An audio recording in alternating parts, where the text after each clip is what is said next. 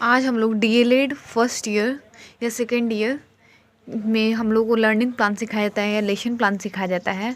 तो lesson plan बनाना सीखेंगे कि लेसन प्लान हम लोग कैसे बनाते हैं। लेसन प्लान बनाने के लिए हम लोगों को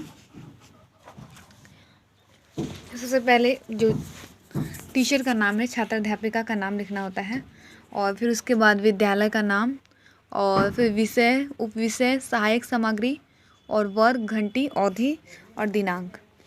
सबसे पहले हम लोग सामान्य उद्देश्य लिखते हैं लोग कि इसका सामान्य उद्देश्य क्या होगा लेसन प्लान बनाने का। तो लेसन प्लान बनाने का सामान्य उद्देश्य है कि गणित विषय के प्रति रुचि उत्पन्न करना और ताकि क्षमता विकसित करना, गणित के महत्व को बताना है। यानी हम लोग बच्चों को गणित क्यों पढ़ाते हैं, तो रुचि उत्पन्न करने के लिए बच्चों को गणित पढ़ाएंगे ताकि क्षमता उन लोगों का विकसित हो, उन लोग तर्क करें, चिंतन करें और जो गणित का महत्व उसके बारे में बताएंगे। फिर विशिष्ट उद्देश्य लिखेंगे। छात्र छात्राएँ ये स्केल की सहायता से वस्तु की माप को बताएंगे, अपने बीतते से वस्तु की माप को बताएंगे। ये विशिष्ट उद्देश्य है कि हम लोग को मेन उन लोग को क्या स्पेसिफिक एम क्या है उन लोगों को ये पढ़ाने का। ये चैप्टर है, जैसे उप विषय है, गणित तुम लोग पढ़ा रहे हैं लोग, लंबाई की माप जो चैप्टर पढ़ा रहे हैं उसका मेन एम क्या है, तो वो है एक खेल स्केल की सहायता से वस्तु की माप को बताना। और अपने बीतते से वस्तु की माप को बच्चा बताएगा और इंची टेप से वस्तु को मापना सीख जाएगा। और पूर्व ज्ञान बच्चों में क्या है, तो छात्रा लंबाई की माप से अवगत है। सब बच्चा जानता है कि लंबाई के माप से ये कितना लंबा है, ये छोटा है। प्रस्तावना का प्रश्न है, बढ़ई क्या करता है। सेकंड है, बढ़ई कुर्सी टेबल बनाने में कौन कौन सी सामग्री का उपयोग करता है। हम लोग बच्चे से पूछेंगे प्रस्तावना का प्रश्न कहीं भी स्कूल में जाने से पहले, पढ़ाने से पहले, किसी भी अच्छे स्कूल में प्रस्तावना का प्रश्न या ये लर्निंग प्लान बनाना या लेसन प्लान बनाना बहुत ही ज़्यादा इम्पॉर्टेंट है। तो बढ़ई क्या करता है सबसे पहले बच्चों से पूछेंगे, तो बच्चा बताएगा कि बढ़ई कुर्सी बनाता है, या चौकी बनाता है, या अलमीरा बनाता है। बढ़ई कुर्सी टेबल बनाने में कौन कौन सी सामग्री का उपयोग करता है, तो बच्चे बताएंगे कि ये इंची टेप का यूज़ करता है और वो आरी ब्लेड का यूज़ करता है। तो हम बोले गुड। तो फिर बढ़ई इंची टेप का प्रयोग क्यों करता है, हम लोग उससे पूछेंगे, तो बोलेगा कि लंबाई को नापने के लिए। तो इस प्रकार हम लोग का चैप्टर का नाप निकल गया कि आज हम लोग पढ़ेंगे लंबाई की माप।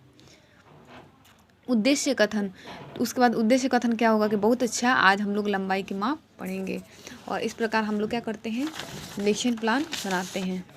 जैसे कि दिखाई दे रहा है, पहले विषय वस्तु लिखते हैं, क्रिया शिक्षिका क्रियाशीलन शिक्षिका क्या करेगी, फिर छात्र क्रियाशीलन, फिर सैमपट। तो हम लोग उसके बाद क्या करेंगे, पहले लंबाई की माप में किसी वस्तु की लंबाई, पहले सबसे पहले डिफिनेशन देंगे कि लंबाई की माप का क्या है। किसी वस्तु की लंबाई उसके दोनों छोरों के बीच की दूरी को कहते हैं।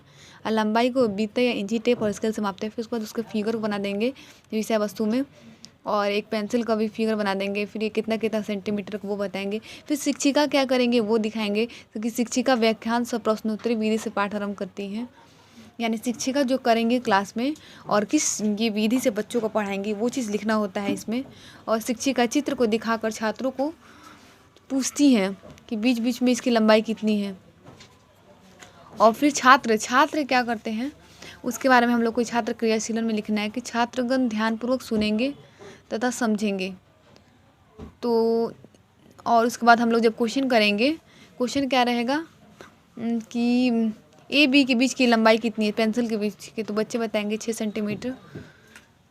और जो बच्चे बताएंगे उसको लिखना है लेसन प्लान में, छात्र क्रियाशीलन में। और सैमपट पे जो कार्य शिक्षिका कर रही हैं उसको भी लिखना है कि वो क्या कर रही है। जैसे लंबाई की माप को बता रही है कि 5 सेंटीमीटर का है, एक आयत का फोटो लगा के स्क्वायर का, और फिर ये 3 सेंटीमीटर का है।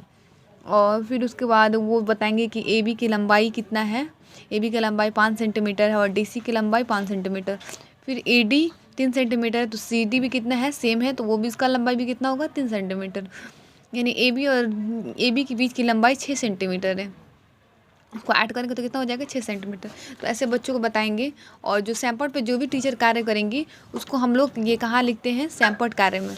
और फिर उसके बाद से पुनरावृत्ति कार्य में हम लोग लिखते हैं लोग तो आज हमने पढ़ा लंबाई की परिभाषा, लंबाई मापने का तरीका, किसी वस्तु लंबाई इंचीटेप फीता से मापना। यानी हम लोग बच्चों को बताएंगे कि आज हम लोगों ने क्या क्या पढ़ा, लंबाई की परिभाषा के बारे में पढ़ा, लंबाई मापने का तरीका और किसी वस्तु की लंबाई इंचीटेप फीता से मापना।